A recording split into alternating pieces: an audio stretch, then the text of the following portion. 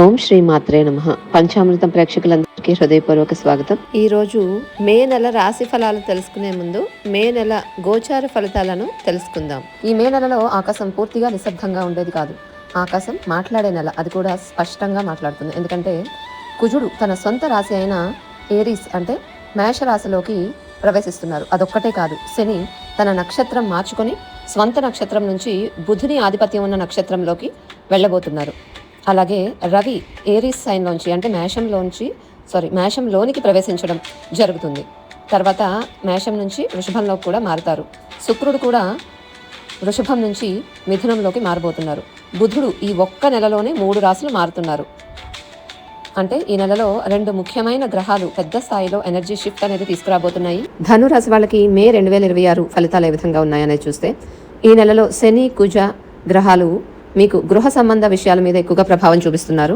చతుర్థంలో శని కుజులు ఉండటం వల్ల. అలాగే గురువు శుక్రుడు కలయిక కూడా ఈ నెలలో ముఖ్యంగా కనిపిస్తోంది. గురు శుక్రుడు కలిశారు. అలాగే మీకు ఇల్లు గోడల వల్ల దేవాలయం కాదు, అందులో ఉండే శాంతి వల్ల దేవాలయం అవుతుంది, అందులో ఉండే మనుషుల వల్ల దేవాలయం అవుతుంది. ఈ నెల మీకు మీ 4వ ఇల్లు కుటుంబం మనశ్శాంతి, మీ 4th హౌస్ చాలా ముఖ్యంగా ప్రభావితం అవుతుంది ఎక్కువగా. సో ఈ నెలలో మీకు ఇంటికి సంబంధించి కుటుంబానికి సంబంధించి కొంచెం ప్రభావితం అవుతుంది. కాబట్టి ప్రారంభంలో మీకు కొంత ఆ మ్యాటర్స్ యాక్టివేట్ అవుతున్నాయి. రెస్పాన్సిబిలిటీస్ పెరగడము, ప్రాపర్టీ రిపేర్స్ రావటం, తర్వాత ఎమోషనల్ పీస్ పైన ఫోకస్ అవసరం అనేది కనిపిస్తుంది. మే 10th వరకు కుజుడు మీనంలోనే ఉంటున్నారు. ఇంట్లో ఎమోషనల్ హీట్ అనేది ఎక్కువగా ఉంటుంది, డొమెస్టిక్ టెన్షన్ ఉంటుంది, రెస్ట్లెస్గా ఫీల్ అవ్వడం అనేది కూడా కనిపిస్తుంది. మే 11th తర్వాత ముఖ్యమైన మార్పు, మే 11th తర్వాత కుజుడు మేషంలోకి వస్తున్నారు. దీంతో మీకు కొంతవరకు మంచి పాజిటివ్ రిజల్ట్ అనేది, సెల్ఫ్ ఎక్స్ప్రెషన్ ఇంప్రూవ్ అవుతుందని చెప్పుకోవచ్చు. మే 14th చాలా ముఖ్యమైన టైం పీరియడ్ అనేది. మర్కరీ సైన్ చేంజ్ అవుతున్నారు, వీనస్ కూడా సైన్ చేంజ్ అవుతున్నారు, బుధుడు శుక్రుడు. సో ఇద్దరు కూడా పరివర్తన యోగంలోకి వెళ్తున్నారు. చాలా పవర్ఫుల్ డే అని చెప్పుకోవచ్చు. సో వీళ్ళకి మంచి అట్రాక్షన్ డెవలప్ అవుతుంది. తర్వాత ప్యాషన్ పెరగడము చేసే పని పైన. తర్వాత వీళ్ళకి ఎవరికైతే పిల్లల కోసం చూస్తున్నారో, పిల్లల కోసం చూసే వాళ్ళకి కన్సెప్షన్, చైల్డ్ బర్త్ అవకాశాలు కూడా కనిపిస్తున్నాయి. తర్వాత క్రియేటివ్ అవుట్పుట్ కూడా వీళ్ళకి పెరుగుతూ ఉంటుంది. తర్వాత పిల్లలతో వీళ్ళకి మంచి సమయం గడిపే అవకాశాలు ఈ టైంలో కనిపిస్తున్నాయి. ఎమోషనల్గా గ్రౌండింగ్ ఇంప్రూవ్ అవుతూ ఉంటుంది. ఆరోగ్యం విషయానికి వస్తే వీళ్ళకి ప్రత్యేకంగా జాగ్రత్త అవసరం. ఎక్కువగా chest related eating habits, nutrition, ఈ విషయాల్లో చాలా జాగ్రత్త అవసరం. నిద్ర సమస్య కూడా చాలా ఎక్కువగా ఉంటుంది. స్ట్రెస్ అనేది ఎక్కువగా ఉంటుంది. స్ట్రెస్ పెరిగిపోవడం వల్ల నిద్ర కూడా లేమి అనేది కనిపిస్తుంది. సెకండ్ హాఫ్లో వీళ్ళకి మే మధ్య భాగం తర్వాత నుంచి ఓవర్ ఎగ్జైట్మెంట్ వల్ల హీట్ పెరిగే అవకాశం, హెల్త్ కూడా జాగ్రత్త అవసరం అనేది కనిపిస్తుంది. సో ప్రాపర్టీ రిలేటెడ్ చూస్తే కనుక ఇది మీరు ప్రాపర్టీ రిపేర్స్ కానీ రివ్యూ చేసుకోవడానికి, చెక్ చేసుకోవడానికి, ఇలాంటి వాటికి చాలా మంచి టైం పీరియడ్. ప్రాపర్టీ తీసుకునే విషయంలో అంటే ఎవరైతే ఆలోచిస్తున్నారో ప్రాపర్టీ తీసుకోవాలని, కొంతవరకు ఇప్పుడు ఆ డెసిషన్ అనేది కొంత స్లోగా తీసుకుంటే మంచిది. ఎమోషనల్ డెసిషన్ అనేది అంత పనికిరాదు ఈ టైంలో, కుజుడు 4వ ఇంట్లో ఉన్నంత వరకు. తర్వాత ఈ నెల ఒక మిక్స్డ్ ఫలితాలు ఇస్తుందని చెప్పుకోవచ్చు. కొన్ని ఛాలెంజెస్ ఉంటాయి, తర్వాత అదే సమయంలో మంచి ఆపర్చునిటీస్ కూడా వస్తున్నాయి. సో గోచారం మాత్రం 50% ఇస్తుంది. మిగతా 50% బర్త్ చార్ట్, దశ, వాటి మీద కూడా ఆధారపడి ఉంటుంది. కాబట్టి అవి కూడా చూసుకోవాలి.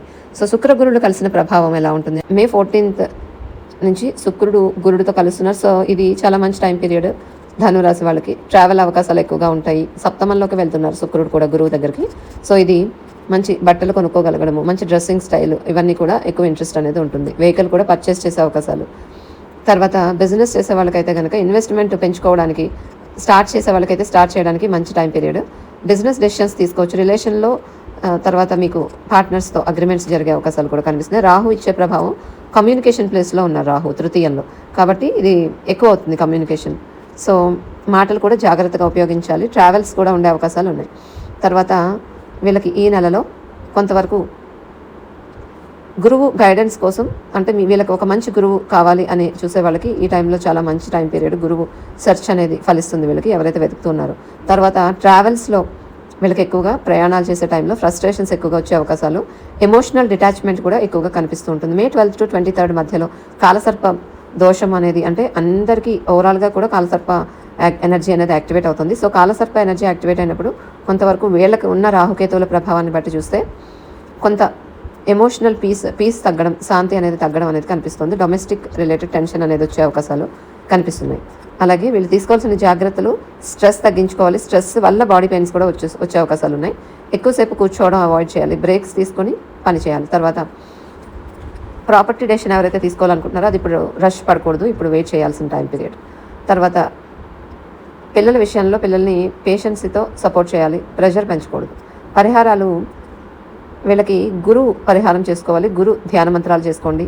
మనశ్శాంతి కోసం సైలెంట్ ప్రేయర్స్, ప్రాణాయామం చేసుకోండి. తర్వాత అన్నెసెసరీ వస్తువులు ఇంట్లో ఉంటే తొలగించండి. ఫ్యామిలీ బౌండరీస్ని మెయింటైన్ చేయండి. సో ముఖ్యమైన తేదీలు మే 23 మెంటల్ ప్రెషర్ పెరిగే అవకాశాలు ఉన్నాయి ఈరోజు. మే 25 మెంటల్గా ఎక్కువగా చాలా స్ట్రెస్ ఫీల్ అవుతారు. ఎమోషనల్ డెసిషన్స్ అనేవి ఈరోజు తీసుకోకూడదు. సో ఈ నెల ఓవరాల్గా మీకు నేర్పించే పాఠము, ఇల్లు శాంతిగా ఉంటేనే జీవితం కూడా శాంతిగా ఉంటుంది. సో ఇది ఈ ధనురాశి వాళ్ళు. ఓం శ్రీ మాత్రే నమః.